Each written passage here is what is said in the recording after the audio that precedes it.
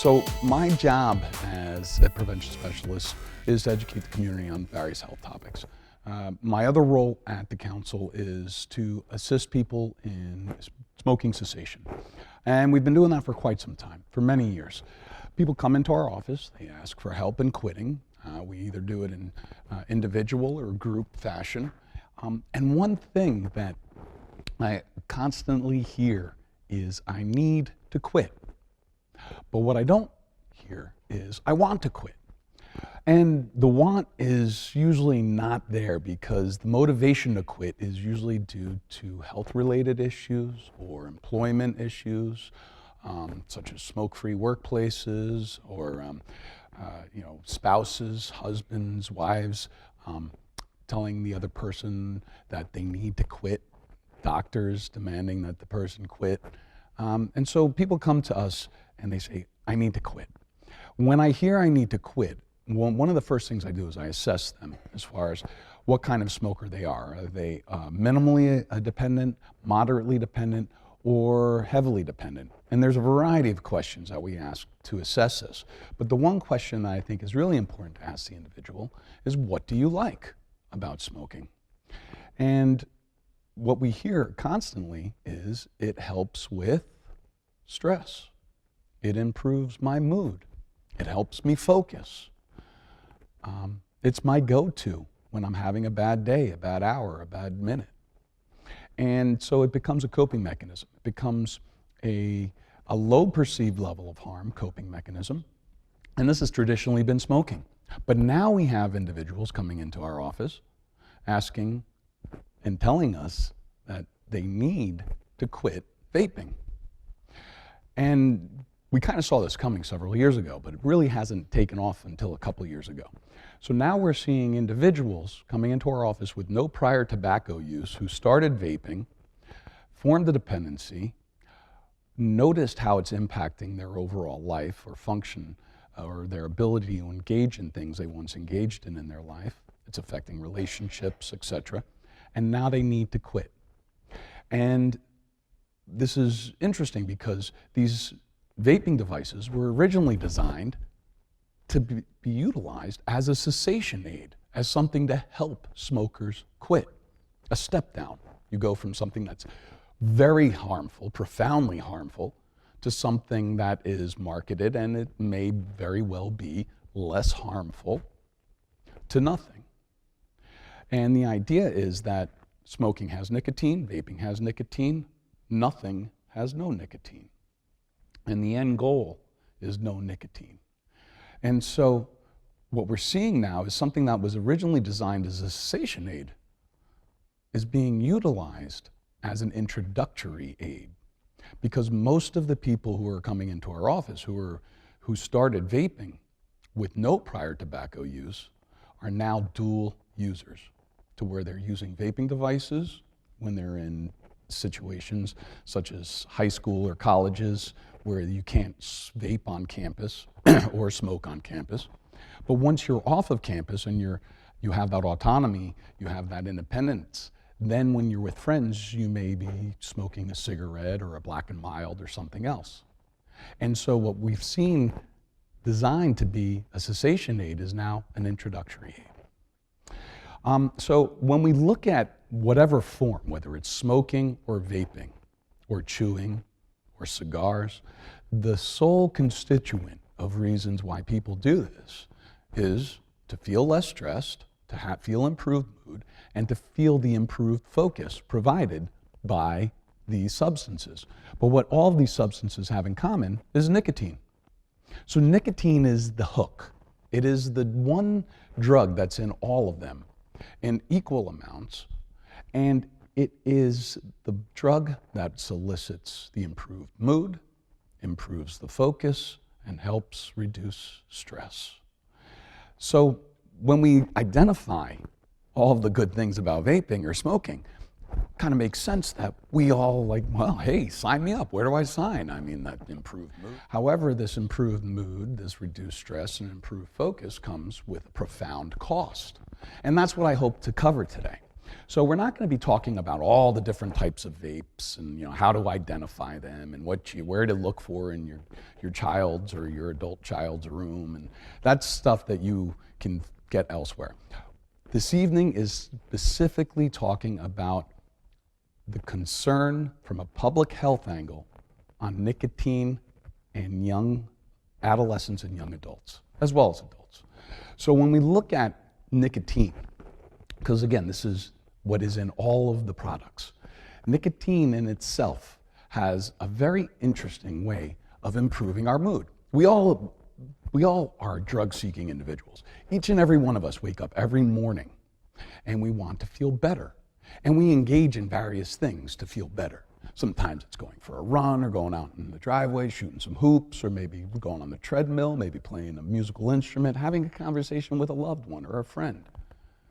All of these things solicit a natural drug or a neurotransmitter in our brain called dopamine. And dopamine is only given more than baseline when you put forth skill and effort. And so the skill and effort varies. So a conversation with a friend, minimal effort, minimal skill, but you have best friends for a reason. Because when you interact with them, they improve your mood. They make you laugh, they make you smile, you're excited to see them. You're actually, when you're interacting with a friend, you are trading dopamines. It's about a 5% increase from baseline.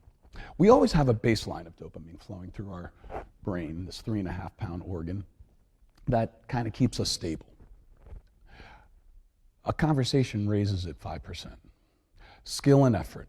Takes a little bit of skill, a little bit of effort to make a good conversation. And when you get it, it's there, and then it's gone. So you get that dopamine, you get a smile, it lasts a few seconds, and then it's gone. And then you're like, yo, brain, hook me up some more of that. And the brain's like, no, nothing's for free. You got to work for it. Just don't work for it. Do it better. And so you re-engage in that conversation, and you get a little more dopamine, and it's there, and then it's gone. You gotta continue talking. And that builds bonds and trusts and relationships and friendships, love. And that's just from a 5% increase. It doesn't sound like a lot, but it's a lot. When you look at something like music or art or culture, things that take a little more skill and effort, that's going to be about a 15% increase in dopamine. Again, very short acting, very small amount. It's there and then it's gone. And you're wondering, hey, I want some more of this. Okay, I got to redo that. So you continue to engage in that activity. Sports, physical activity, physical fitness, about a 25% increase in dopamine. And that's about as good as it gets for most people on most days. Exercise or physical activity is really the number one way to get dopamine. But it's very short acting and it's a very small amount. So any athletes in the audience or anybody who's listening, if you engage in a sport or even if you just go for a run or you go to the gym, you do those things because it improves your mood. And you have to put forth a lot of effort and skill. And when you get that dopamine, it improves your mood. And it can set you up for a better day. But again, it's there and then it's gone. That's about as good as it gets. There is one other thing. It's called procreation or intimacy sex. It's about a 50% increase in dopamine. Again, very short acting. It's there, it's gone. But that's not necessarily accessible at any given time of the day and every day of the week. So we live, for most of us, we live in this 5 to 25% range. But that's as good as it gets. The brain does not typically make more than that, ever, than that 5 to 50. So when we look at nicotine, when you inhale, whether it's a cigarette or a vape device or a cigar or chew where it's mucosally absorbed into the bloodstream, it carries the nicotine into the blood, to the brain, and it releases about a 15% increase in dopamine. It's about right there with music or art or culture. It puts a smile on your face. It improves your mood. And it doesn't last just a few seconds. It lasts for 10 to 15 minutes at a time. And it requires no skill and no effort. And that is the hook. Nicotine is the hook. It is what puts a smile on a user's face. It's what they like. It's why they need to quit and they don't want to quit. They don't want to quit because they don't want to give up something that requires no skill and no effort and responds with a very good response that lasts 10 to 15 minutes. It's an unnatural reward. And it primes the brain, especially for adolescents. It primes the brain to look for other things that require no skill and no effort and high reward. So when we're looking at just the dopamine aspect of it, that should raise enough concern in itself because that can kind of take away your autonomy or your drive. But when you look at the de-stressing effects of it, that is also referred to the dopamine. So people think of the stress relief and the dopamine as two different things when really they're both interactive. The only problem with that stress relief is that it makes you feel less stressed, but it puts your body into a state of physiological stress. And it does this by doing something that your body does not do ever naturally. It raises the blood pressure to unnatural levels, it raises the heart rate to unnatural levels, and it stays there for 10 to 15 to 20 minutes at a time. Both of them. Now, exercise, sports, stress even. It's this up and down. Your heart rate rises, your blood pressure rises, but it's this kind of up and down. It never stays there, particularly with exercise. Your body is designed to handle high heart rate and increased blood pressure by adjusting each accordingly. But nicotine does something else. Nicotine constricts or makes the arteries and blood vessels narrower. So now the blood pressure continues to rise. It makes it more difficult to carry oxygenated blood to areas like the brain, your muscles, your extremities. And it can impact your physical performance and your mental capacity by not delivering enough oxygenated blood. But even worse than that is, on top of this, it strips the Teflon-like coating. There's this protein on the arterial walls which protects us from unhealthy fats which want to adhere to the arterial walls. It strips away that protein. And now that fat is able to adhere to the unprotected artery, which is constricted, which creates plaque. And every time this artery and the vessels are constricted, they weaken it.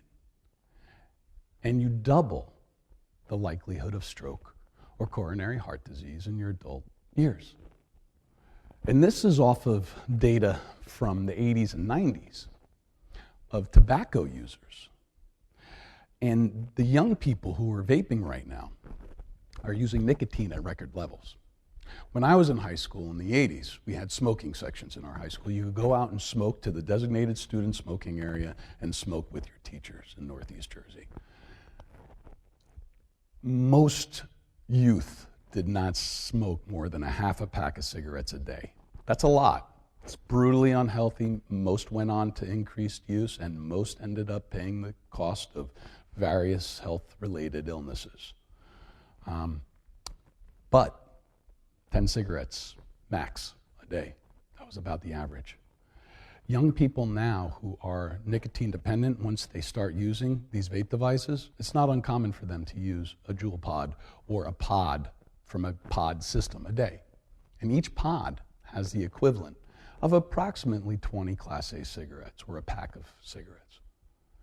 And the problem with this is that the reason why there was less nicotine use in the 80s and 90s amongst adolescent populations, especially into the 20s and the 2000s and the 2000 teens, was there was nowhere they could smoke it. They had to find a way to go and smoke and get their nicotine. So it limited the number of times they increased their heart rate, their blood pressure, constricted the arteries, stripped the coating, protective coating off the arterial walls. And so now, young people who are able to vape anywhere, and they don't even need to exhale it. they can do what's called a zero or a ghost, where you just take a very small puff. You don't even need to exhale it. You can just swallow it. So this can be done walking down the hallways. This can be done in class while the teacher's back is to the board or to them. This can be done at home, in the privacy of their bedroom, without any type of exhale. And now this young person has the ability to utilize nicotine whenever they want.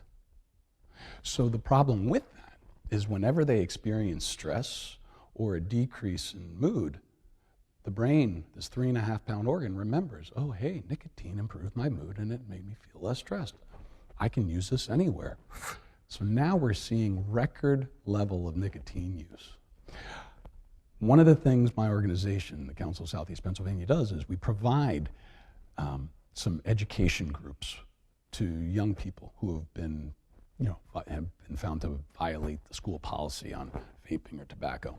And our goal is to increase their perceived level of harm, not necessarily to get them to quit, because the only way they're going to quit is if they want to. So we give them the knowledge, the education, the concerns that might increase their perceived level of harm, and they might actually end up saying, maybe I do want to quit, and not I need to quit. But when I work with these young people, it's not uncommon for me to hear from 9th graders 2 Juul pods a day. That's equivalent of 2 packs of cigarettes a day. No previous generation of adolescents consumed 2 cigarette packs worth of nicotine. So we are in a public health crisis right now with nicotine use, particularly amongst adolescent and college-age young adults. So when we look at nicotine further, young people are motivated to use it because they believe that it's the harmless alternative to smoking. It's the healthy alternative. It's smoking evolved. It doesn't have the carcinogens. It doesn't have the tar. It doesn't have the smoke. It doesn't have all of the chemicals that slow the burn of the tobacco product or treat the paper that makes the cigarette go out after you don't puff on it. It does away with all of those things. And those are the things that kill people, right? Because most smokers die from cancer, from exposure to all the chemicals, right? No. Most smokers die from coronary heart disease, which is the sole constituent in this disease is the nicotine. Increased heart rate, increased blood pressure, constricted arteries, stripping of the protective protein of the artery walls, which allows for unhealthy fats, which when you use nicotine, it releases unhealthy LDL stored fats into your bloodstream. That's why smokers often say, I smoke to stay skinny. It's not a healthy skinny. They're releasing all of these unhealthy fats that adhere to the unprotected arterial walls. So most smokers die from coronary heart disease. And most vapors who use nicotine products are going to die because of coronary heart disease. The only thing you're avoiding are the carcinogens. But if you're using a mod, which is not a pod system, it's a refillable system where you can alter the temperature of the system, and you accelerate the temperature, or you can use various forms, you actually end up with something called acrolein, which is a carcinogen because of the higher temperature burn. And nicotine itself, even though it's not a carcinogen, it's what's called a tumor enhancer. It takes away the cell's ability to fight cancer. So when a cell divides, it enters mitosis, right? Cellular division. Sometimes mutations occur during the cellular division. And if this occurs, the cells send out the fixers, the lysosomes. I see some young faces in the audience. You probably remember this from cell bio. And these lysosomes try to fix this mutation. But if they can't fix the mutation, the cell goes and self-destructs. Because the cell knows, it enters what's called apoptosis, or programmed cellular death. Because that cell knows it's programmed to self-destruct when there's a mutation, because it cannot recreate or reproduce or allow a mutation to proliferate. Nicotine takes away the cell's ability to do that. So mutations are repeated and repeated and proliferated, and those mutations are cancer. So if you want to stay cancer-free, don't use nicotine. If you're using nicotine, you're taking away your body's natural protection from all of the environmental carcinogens that we are exposed to on a day-to-day basis. So when we look at, all of the things we just talked about nicotine, it's kind of scary, right? You don't hear this when you talk to a doctor and you're like, hey, I'm smoking right now. I want to quit. I'm thinking about patch. I'm thinking about gum. I'm thinking about lozenges. I'm thinking about the Juul. And the doctor really isn't educated on this. I'm what's called a certified tobacco treatment specialist. So I'm educated on exactly the various forms, what works, what doesn't, how to assess an individual, pre-existing conditions, etc. Most medical doctors don't have the time to go to these specific nicotine-based replacement treatment trainings. So most doctors are just going, yeah, sure, okay, vaping's less harmful than smoking. Try that. Great. We'll do away with the tar, we'll do away with the carcinogens. But what they don't understand that this is not FDA approved. Vaping is not FDA approved. It's FDA regulated because it's an item of concern. But the item of concern is an item of concern because the ingredients which suspend the nicotine as well as the flavorings which are in the suspension are all FDA approved. The ingredients and the flavorings in these items are FDA approved. But the actual device is not. How does that work? Well, the ingredients, the propylene glycol and the vegetable glycerin and all of the various flavoring agents are FDA approved for food and food only. Once you heat and inhale these things, they are no longer approved because they've never been tested for that route of administration. They've only been approved for ingestion, digestion, and evacuation. First and second pass metabolization. That is it. They've never been studied or approved for heating and inhalation. And what we do know, there are several ingredients of concern out there that can scar lung tissue, which are very popular flavoring agents. The propylene glycol and the vegetable glycerin, we don't have any longitudinal double-blind studies. That takes 10, 15, 20 years to study an entire population of people and link cause and effect. If you are a vapor today, you're our study group. I'm going to get to read the research. I may even be able to participate in some of the research of the ailments that are associated with the young people who are at that point adults and how it's impacted their overall health. And we'll be able to conclude our hypothesis of the outcomes. So that is a concern. We can't say it causes this or that because we don't have the long-term studies. But what we do know is that nicotine is the primary constituent, and we have plenty of longitudinal studies on nicotine, and it's deadly. It used to be used as an insecticide on crops in the United States for over 100 years. About 6 years ago, it's been banned because we've determined that it's so toxic it shouldn't even be used as an insecticide, yet you can still purchase it in cigarettes and vape devices. Juul Industries or whatever, their company, their founder, oh, by the way, they are now owned, the shareholders who own 33% of their stocks, which when you own that many and you're the primary shareholder, you get to make the calls. Philip Morris Altria, Big Tobacco. Big Tobacco owns 85% of all of the vape devices out there. Cessation aids, they're introductory aids. That's why Big Tobacco owns them, because they know today's vapors will be tomorrow's smokers. But the founders said, chemically, nicotine is very similar to caffeine, and coffee is one of the most widely traded products in the world. While people of all ages around the world enjoy coffee, nicotine has been heavily stigmatized. Hey man, what's the deal? Why are you hating on nicotine, right? The only thing that caffeine does is it blocks adenosine, which is a stimulant neurotransmitter, a depressant neurotransmitter, which makes you feel sleepy. That's the only thing caffeine does. If you drink in excess of 23 or 24 cups a day, that's where, we need to have a talk with your medical doctor about possible side effects. But if you're drinking, 2 to 5 cups a day, you're fine. You're blocking a tired drug. You're not increasing heart rate, blood pressure. You're not constricting arteries. You're not stripping the protective coating off of your arterial walls. And you're not releasing stored fats into the bloodstream. So young people are hearing and reading this, and they're believing it.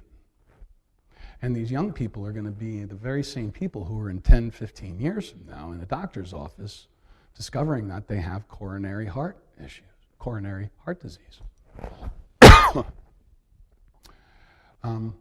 When we look at how it affects learning, I talked about how dopamine is kind of this fast acting. We experience it throughout the day, these ebbs and waves. We're constantly finding different things throughout the day, conversations, music, engagement in physical activities. And we always return to baseline. When you use nicotine, remember, it's around a 15% increase, and it stays there for 10 to 15 to 20 minutes at a time. And then it's metabolized, and it doesn't go back down to baseline. It goes what's called into the basement, or well below baseline. So now you have no dopamine being registered, and you become grouchy and irritable and unfocused, and now you have a more difficult time focusing than you previous to using nicotine. And your brain, your 3.5-pound brain, knows that the only thing that's going to improve your mood and make you focus is hitting that jewel. Brings it back up. And that is how dependency is formed, and that's how it affects your ability to learn. You cannot learn when you're in the basement of dopamine. Withdrawal symptoms. Within 2 hours, you're in protracted withdrawal, which means like you are really bad mood. Within 15 minutes, you're irritable. And that 15 minutes is usually the cue to try to find a spot where you can vape. And that's why we're experiencing young people vaping in class and in the hallways, is because their brain is now dependent and they need it. They're not doing it to be cool. They might start doing it to think that it's cool. But once the brain learns the reinforcement, they are now hooked. It can take as little as 5 cigarettes or 1 Juul pod, 5 cigarettes a week or 1 Juul pod a month to form a dependency to this nicotine. When we look at the rates, this is lifetime. I'm not going to go too much detail into this. This is all available in my slide if you grab the handout. Lifetime use, this is a Pennsylvania Youth Survey. Over the total of 5 years, basically, we've seen a reduction every 2 years in reports of lifetime use. Smokeless tobacco reduction, cigarette 30-day use reduction, vaping e-cigarettes. We asked this question for the first time in 2015. That was 2015. 2 years later, 10% increase. And this is 30-day use. 30-day use, 30-day use. So when we look at smoking rates being lower than they've ever been, less than 17% for all ages, this is going to be going up over the coming years, because Philip Morris Altria has discovered that no young people are buying our cigarettes. We got to come up with something else. Vape. And that leads to tobacco use. Because right now, in my office, we have smokers who once were vapors with no previous tobacco use before vaping. What are they vaping? Just flavoring. It starts with just flavoring because they want to be cool. You can pull thick clouds and blow cool tricks and rings, and then they move to nicotine. And we can see this in the statistics. 2015, more people vaped just flavoring. 2 years later, less people, because those people are starting with flavoring and moving on to nicotine. 2015, fewer people vape just nicotine. 2 years later, more people vape nicotine. So it's this transition. Marijuana, hash oil. Yeah, you can vape hash oil in your Juul pod. So if you're a parent and you find a Juul pod and you're reaming into your kid, you're going, hey, God, I thought we've had this conversation. I'm highly disappointed. Where did you get it and why are you doing it? In your mind, because our children can do no wrong, we always view our own kids as very upstanding and responsible and good kids. But in our minds, it's just nicotine. We don't actually know what's in it. There may be THC because you can take the Juul pod apart and you can dump out some of the e-juice and dump in some of the hash oil. And now you can vape the hash oil e-juice combination, which is a stimulant drug as well as a euphoric drug. And cannabis is considered a euphoric drug because, remember the percentages? Nicotine falls within the natural range. It's just the long acting and the no skill, no effort that's the problem, along with all of the health risks. If the health risks weren't there, then you just have this social risk. But cannabis or marijuana, 100% increase in dopamine in the last 45 minutes to 2 hours, depending on your tolerance. So when you look at 100% and you compare that to 15% of nicotine, that is why it's called a euphoric drug. Because now the euphoria that that young person experiences for an extended period of time is double that of intimacy or sex. Now, sex has various neurotransmitters, endogenous opioids, oxytocin, so it's not exactly the same feeling, but all of the brain scans and the research show that the dopamine levels are twice that. It's 4 times the reward of sports, 20 times the conversation. And that is why when you hear or engage in a discussion with anybody, usually somebody of a younger age will say, dude, everything's better on weed. They're not lying. It is. That's why people have been smoking it for 1,000 years. But it's addictive. And the problem with it is that your brain learns that no skill, no effort, high reward, and you start to lose interest in the things that are low skill or high effort, high skill, low reward. Pride, integrity, things that you'll talk about to your own children someday, 20 years down the road.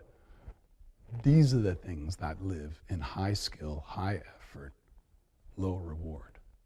If you start engaging in an adolescent year or even young adult, college age years, with low skill, low effort, high reward things, you run the risk of not succeeding in life to the level that you could without it. And I don't have time to go into all of the neuroscience associated with something called downregulation, which is tolerance. Your brain becomes less sensitive to the natural levels of dopamine when you're not using the drug of choice. And so if you try playing basketball, that used to mean something to you. Your brain is still giving you that little bit of dopamine, but you can't register it. And that's why if you've ever known somebody who's moved from no drug use to some drug use to drug use, they start to lose interest in things that were once meaningful to them. And that's because they no longer are able to stimulate that dopamine response. So when we look at other forms of nicotine, young people often dual use black and milds or cigarillos. One of these is equivalent to the tar and nicotine in 10 cigarettes. All right? And they're wrapped tightly so that you have to kind of inhale, because cigars were just designed for a mucosal absorption or a throat hit, so that the nicotine is absorbed mucosally into the blood and finds its way to the reward center in the brain. Young people are disassembling these by kind of rolling them, knocking the tobacco out, and then repacking them loosely so they can be smoked like a cigarette, where it's less effort, deep inhale, 10 cigarettes worth of tar and nicotine in one. And so young people are vaping throughout the day, and then when they're with their peer group later on in the day, and I'm saying young people, I'm old. Young people can be anywhere from 12 to 30, for as all I'm concerned. So college age, this is not uncommon. People vape throughout the day in situations or environments where it's not conducive to smoke, and then when they're in conducive environments, then they smoke. Black and milds are very popular. So now we see that nicotine level raise again. In addition to the Juul pod or 2 a day, now we have 10 more cigarettes from just one black and mild. When people make the transition from vaping to dual use to sole use, usually what we're seeing is college age, because vaping becomes expensive. Vaping is cheaper than smoking when you start it, but once you're into the 2 or 3 pods a day level of dependency, now you're talking double that of cigarettes. And there is no more effective delivery system than a traditional tobacco cigarette. If you vape and then you try a cigarette for the first time, you're going to be like, whoa, whew, man, that's way better. So once the young person discovers that cigarettes are even more effective, pure nicotine versus nicotine salts, they discover that menthol tastes better, and also it allows your lungs to expand more so you can take more in and get more of a hit. And menthol also slows down the metabolization. So that high or that improved mood and focus now lasts 15 to 20 minutes instead of the 10 to 15. And this is the addictive hook of cigarettes. And this usually what we're seeing now with all the data and the research, this is occurring at college age. For young people who start vaping in high school, by college age, they're already dual using, and it's just a matter of time to transition to cigarettes and cut out the vaping, or use the vaping in situations where they can no longer smoke. But just, one piece here, most of the people who we treat have at least 7 or 8 prior attempts to quit. It's not like they haven't tried. I would be flattered if I'm the first cessation person they come to talk to. It is one of the most difficult addictions to break because it doesn't, have the stigma associated with it. It doesn't get you, per se, high. You can go about your business and live your day. It used to be embraced by employers. In the 80s, 70s, and 80s, we had cubicle workers. If you were a cubicle worker, you had about a 40% chance that you were a smoker. And if you were a smoker cubicle worker, you were, along with all the rest of them, on the 3rd or 4th floor of a building with poor lighting, poor ventilation, and you were just tapping away on your deadline. But guess what? You were in improved mood, focused. Employers loved smokers because they were always happy and focused. Whereas the non-smokers who weren't getting these unnatural levels of dopamine were pretty much miserable, and they had more difficult time focusing. But they were steady, and their production was good. It's just, if you boost it with this nicotine, it becomes better. Sounds like a sale, right? Yeah, that's why people did it. But then Clean Indoor Air Act came in, and all of a sudden, these smokers had to go down 3 or 4 flights outside for 5 to 10 minutes at a time, use their drug of choice, come back up. They were focused, improved mood for 10 to 15 minutes, and then for the remaining half hour, 40 minutes of that hour, they were experiencing cravings. They were unfocused and unproductive, and now smokers became liabilities. And that's how it can affect students, because you're going below that baseline. The most productive you can be is by depending on our natural levels. If you try to alter it with these substances, they all come at a cost, and most of them are going to be related to your health. 5 ideas about ends. Ends are less harmful than traditional smoking. Yeah, I'm not going to argue that. Everything that we're seeing right now, it doesn't have the carcinogens, it doesn't have the tar, it doesn't have the smoke, the heat. but it still has the nicotine. And the scariest part of it is nobody seems to be talking about it. It also has unproven, FDA-approved ingredients. Nothing has been tested for heating and inhalation. If you vape, you are our lab rats, right? So are they harmful? Absolutely. But they're probably less harmful than a cigarette. Either way, you're doing harm. Ends are equally addictive to cigarettes. Absolutely, because of the nicotine. Ends are not the best smoking cessation aid. They're not. Can they be utilized as a cessation aid? Yeah, for the right person. I don't recommend them. I can't, because when you assist individuals with health-related issues, you take a pledge of do no harm. I pledge to do no harm. We assess the individual and we look at the risk and we look at the benefit. Does the risk outweigh the benefit? If so, shouldn't do that.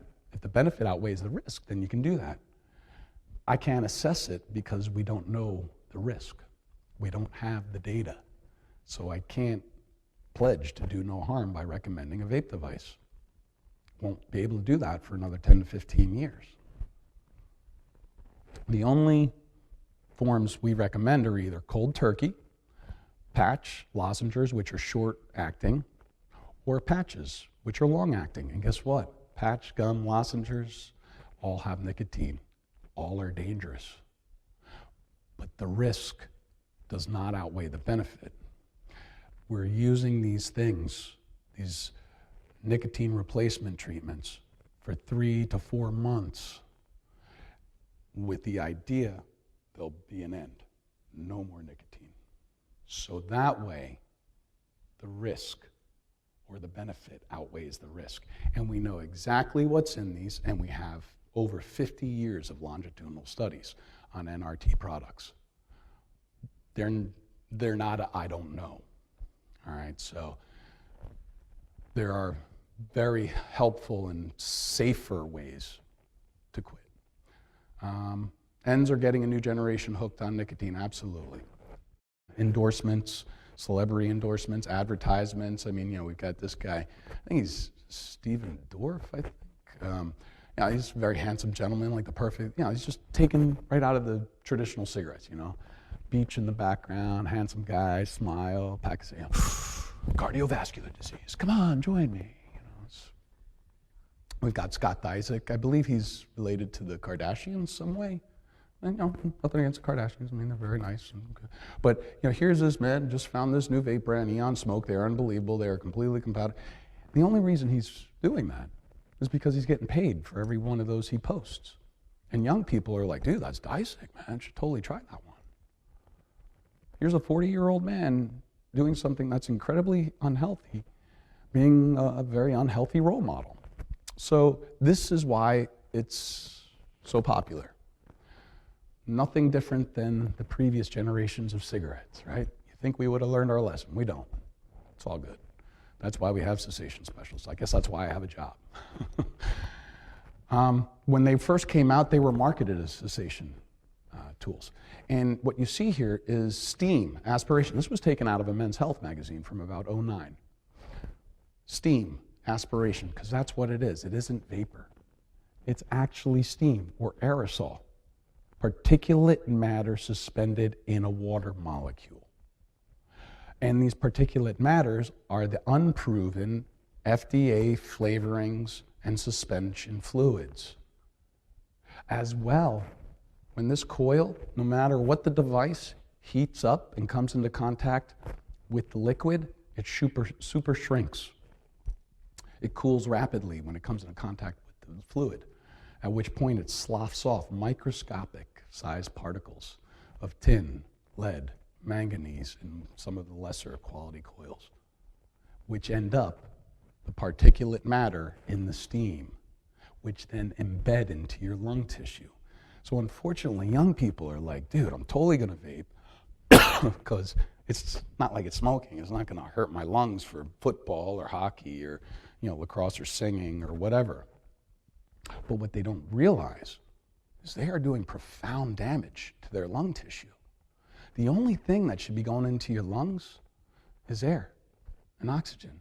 And yes, there's particulate matter floating around in our air, but we've kind of adapted to that. We have not adapted to this. In this, we don't know the true level of severity. You see a lot of the media, and this is, like vaping death, related to death, vaping, lung failure.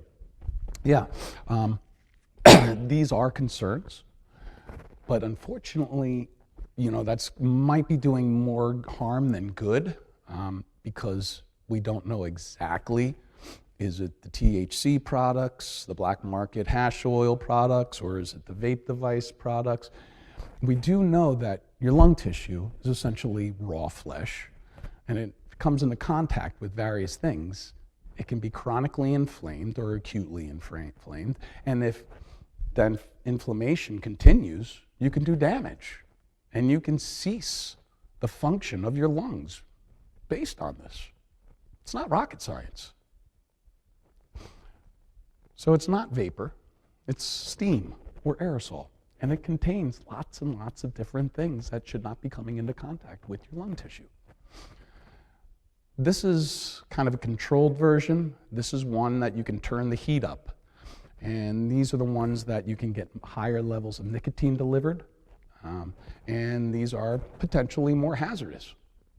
These are the pros and cons of VG versus PG, vegetable glycerin versus propylene glycol, and why individuals use the different ones.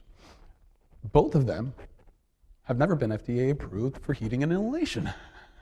So they're both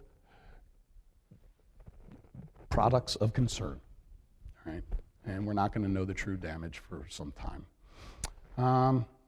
These are just some various forms. This is the new one, the Amulet UL Watch. So this is refillable. You can put e-juice, nicotine juice, or hash oil in there and literally lift it off and then hit it. And you don't have to exhale it. Now, when you're outside of areas, of course, you're going to take a larger puff and exhale it. But when you're in these enclosed environments and you want to be discreet, most people aren't going to be exhaling. And they're all shapes and forms. Another pod system, but the number one is the Juul pod. And yes, it's more difficult to purchase them in brick and mortar stores. 7-Elevens, they're IDing, they're doing a great job. Wawa's, but there's always going to be that one shop in town that you can go to and get them, or the internet or the black web or a Tor browser. So access isn't very hard. If you're a motivated young person to get these, you can get them very easily. This is the mouthpiece. This is the tube that delivers through the mouthpiece. This is the coil, and in this clear tank is the suspension fluid, which contains the nicotine. You can pull this apart, dump some of that out. See how clear it is? That's because that's nicotine juice. If the juice is yellow, that's hash oil. If it's black, it's a very pure hash oil. That's how you can tell. It should look like that if it's e-juice. If it's any other color, more than likely it's going to be a marijuana product. And you can just take this off, pull it apart, dump some out, dump some hash oil in there, and now you can vape that discreetly without the aroma or the smoke, because the terpenes are the part of the marijuana plant that result in that aroma that everybody knows when you're walking through a concert and you smell, oh, somebody's smoking pot. Those are the terpenes. Terpenes are removed from the product when they make hash oil. So now you can vape marijuana hash oil without any odor. Perceived level of harm. And I don't want to sound like anti-cannabis. If medical marijuana is helping a lot of people, we're going to have recreational cannabis probably in Pennsylvania and New Jersey sometime soon. I'm not a huge fan of it because do we really need another alcohol? But I mean, if you're an adult and you're doing it, I don't care. I'm a cessation specialist. I'm a prevention specialist. I do this to preserve the health of our young people. We really shouldn't lower the perceived level of harm about cannabis because it's going to increase the use amongst young people. And right now, we're heading towards one of the lower perceived level of harm, perceived risk, since the 60s and 70s. right? So we're going to see the use continue to rise. The only difference is that it's not the same as it was. When I was in high school, if somebody was smoking marijuana, and I don't think we had drug dealers in my high school, and I'm pretty sure that I probably would have known if, somebody was dealing drugs in our high school, because, I mean, that's just something that you hear about in high school. But if you wanted pot, I think it was fairly difficult to get. And the pot that you were going to get was very low in quality, about 3.5% THC. And that was as good as it got. Yes, there was high potency pot, but it was primarily in the northwest corner of the country, Humboldt County. So, in the 90s, it improved a little. In the 2000s, we started seeing the average THC purity increase because now that purer pot was matriculating its way through the country. And acceptance or perceived harm kept reducing. So now we have THC oils or hash oils that are as high as 60 to 90% THC. So this is not the same thing that somebody might have experimented with in the 70s or 80s or 90s and turned out fine. The reward is going to be profoundly higher, and it's going to increase the likelihood that they're going to want to do it again. And remember, low skill, low effort, high reward can kind of rob you of who you are and what you're passionate about. No, you're not going to knock over a 7-Eleven for, a gram of some OG Kush. You're not going to, do some things that harder drug users do.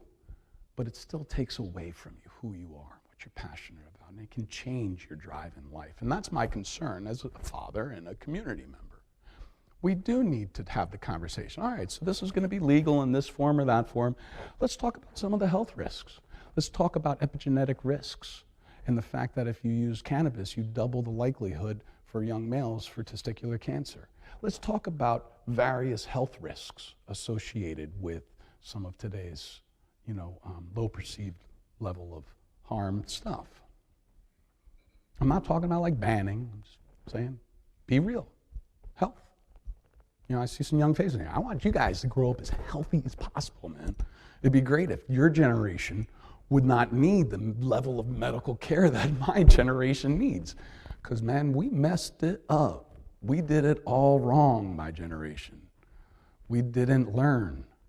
Your generation is motivated by social justice and being knowledgeable and making healthy decisions. Is cannabis a gateway drug? For some people it is. Most people who use harder drugs started with cannabis. It's just that whole association group. If you have a group of 20 people, somebody's going to introduce nicotine, some are going to use it, some are not. Those are going to move away from that group. The remaining group, somebody introduces marijuana, some people choose not to do that, they move away from that group. The remaining group down the road, somebody introduces a harder drug, more people move away from that group. You're left with like a small group of like 4 or 5 people who are like snorting heroin. That's how that gateway drug works. It's more of association. You are who you surround yourself with. And this is proven.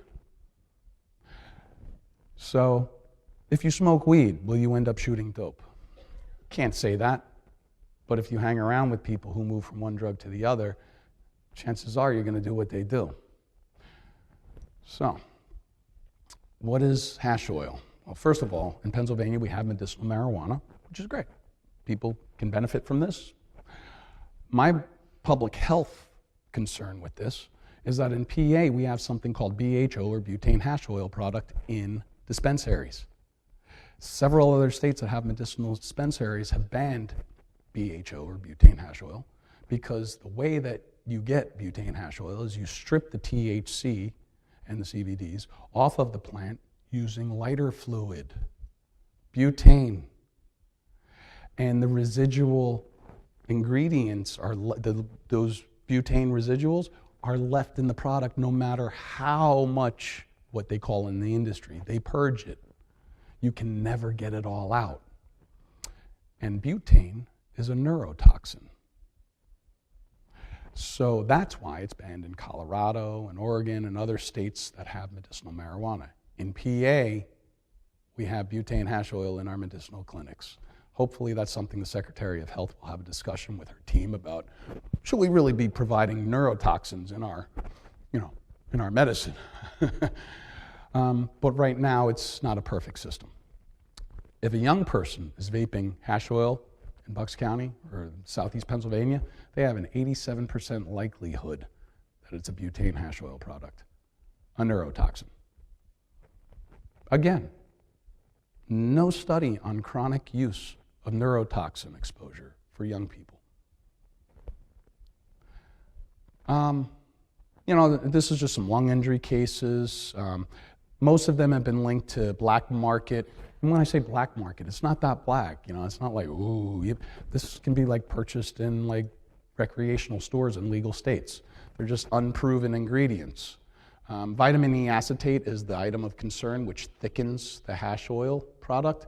And hash oil doesn't have to be oil. It can be wax, shatter, crumble. Just depends on the ratio of the production method. You can buy other vape devices which specialize in oil, wax, dry herb, or concentrate. If you vape dry herb, it will smell like marijuana, but all the other ones will not. We can't fix this the same way we have in past generations. We're going to really have to find a new way to really reach out to our young people and get that health message across. Hey, the last generation failed horribly. You guys are a redemption. Don't get suckered into buying into this vaping healthy alternative to smoking, because it will kill you the very same way smoking does, just without the carcinogens and the chemicals and the tar and the smoke. It's the nicotine.